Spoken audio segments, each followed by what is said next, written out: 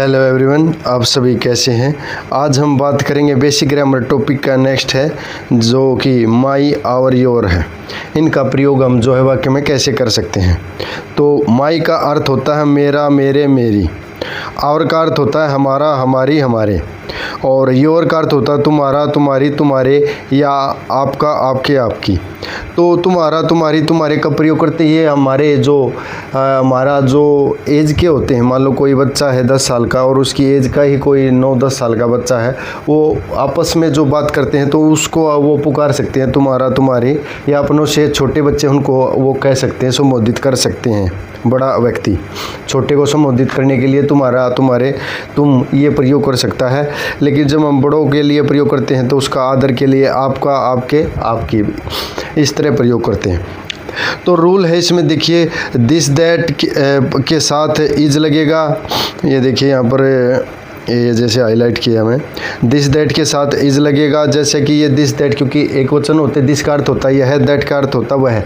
ये मैंने पहले वीडियो में भी आप सभी को करवाए हैं पूरी डिटेल से। एज ए प्रोनाउन का प्रयोग होता है इनका, दिस दैट का, दिस दोज का, और एज ए एडजेक्टिव का प्रयोग होता है। तो आपने ये ध्यान रखने हैं। तो इनके साथ लगाना है भाई माई, आवर, योर। ये कोई पोजेशन को दिखाने के लिए, अधिकार को दिखाने के लिए इनका प्रयोग किया जाता है। माई, जैसे दिस इज़ माई कार, ठीक है, दैट इज़ योर बुक। तो इस तरह से किसी पर अधिकार, अपना संबंध, अपना दर्शाने के लिए, जताने के लिए इनका प्रयोग करते हैं हम। और इनके बाद जैसे दिस या दैट लगाएंगे, उसके बाद हम इज लगाएंगे एक वचन में प्रयोग, क्योंकि ये दिस दैट एक वचन के साथ प्रयोग होते हैं। एक वचन सिंगुलर से जो है वर्ब यूज होगी, मेन वर्ब जो है यहाँ पर ये एज ए मेन वर्ब कार्य कर रही है। माई, आवर, इसके बाद योर, इनमें से कोई एक प्रयोग करना है। उसके बाद नाउन देना, हमने कोई भी नाउन है जो उसका प्रयोग करना है। इसी तरह दीज और दोज है। दीज का अर्थ होता है ये, दोज का अर्थ होता है वे। दीज दोज का बहुवचन वस्तुओं के लिए प्रयोग होता है। देखो दिस का प्लूरल होता है दीज, दिस का प्लूरल हो गया दीज, और दैट का प्लूरल हो गया हमारा दोज।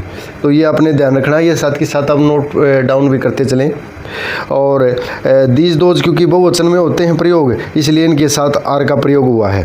ये वर्तमान काल में आर है। अगर पास्ट टेंस की हम बात कर रहे होते तो हम इनके साथ वाज वर्ब में से इनका प्रयोग करते, जैसे दिस दैट के साथ हम वाज लगाते और दीज दोज के साथ वर लगाते। तो इनके साथ भी ऐसे ही है, दीज या दोज आर प्लस माई। तो दीज दोज प्लस इनके साथ जैसे कि मैंने बताया, अगर पास्ट की बात करेंगे तो हम उसमें पास्ट टेंस में वर्क लगाएंगे और दिस दैट के साथ वाज लगाएंगे।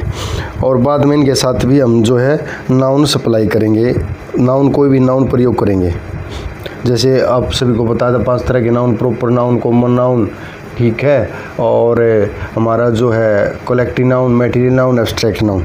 तो उनमें से कोई भी जो बनता है वो प्रयोग कर सकते हैं।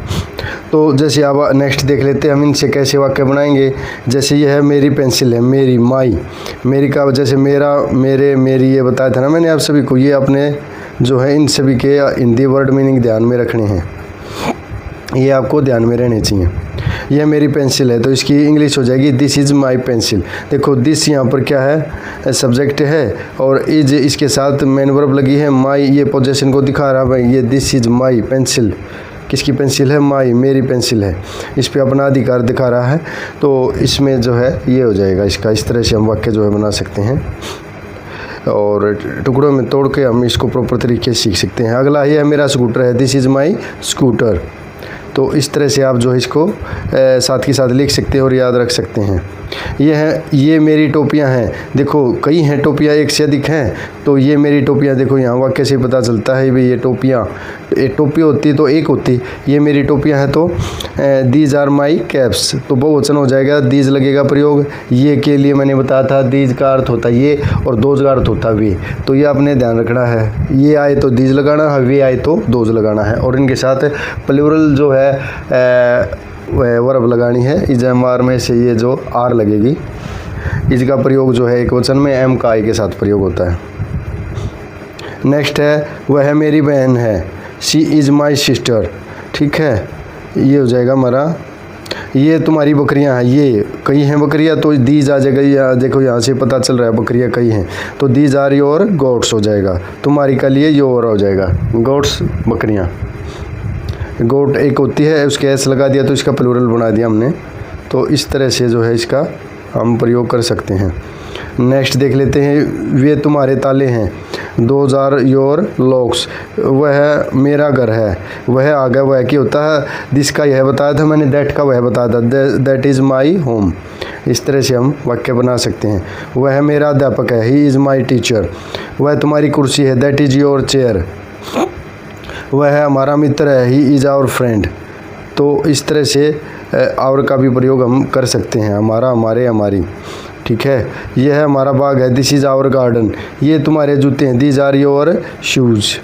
तो इस तरह से हम इनका दीज का, दिस का, दैट का प्रयोग कर सकते हैं। वह हमारा स्कूल है, दैट इज़ आवर स्कूल। ये तुम्हारी किताबें हैं, दीज आर योर बुक्स। तो इस तरह से आप साथ के साथ इनको लिखते चले और हिंदी में लिख के उनकी प्रैक्टिस करके देखें। वे किताबें का अर्थ, ये वर्ड मीनिंग आपको ध्यान में होना चाहिए। बुक्स होता है और ये का अर्थ दीज होता है। ये अब मैंने बताया प्रेजेंट में क्या प्रयोग होगा, आर का प्रयोग होगा इनके प्लूरल के साथ। तुम्हारी के लिए योर होगा। तो एक्सरसाइज है ट्रांसलेशन के लिए, तो आप इनकी हिंदी लिखी मिलेगी आपको, इसमें मैंने ट्रांसलेट करके दिए हैं आप सभी को। आपकी जो नोटबुक है बेसिक ग्रामर की, तो उसमें ये आपको जो है केवल हिंदी मिलेगी, ये इंग्लिश नहीं मिलेगी। तो आप पहले हिंदी लिखें और प्रैक्टिस करें, जैसे अभी ऊपर आपको ट्रांसलेट करके बताएं। उसमें वोकैबुलरी है आपकी, वर्ड मीनिंग है, उनसे आप प्रयास करें।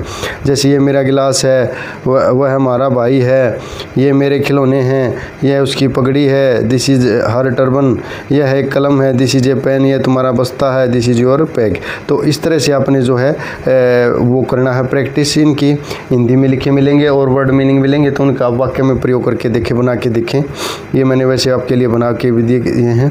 तो वीडियो अच्छी लगी तो लाइक, शेयर और सब्सक्राइब जरूर करें। धन्यवाद।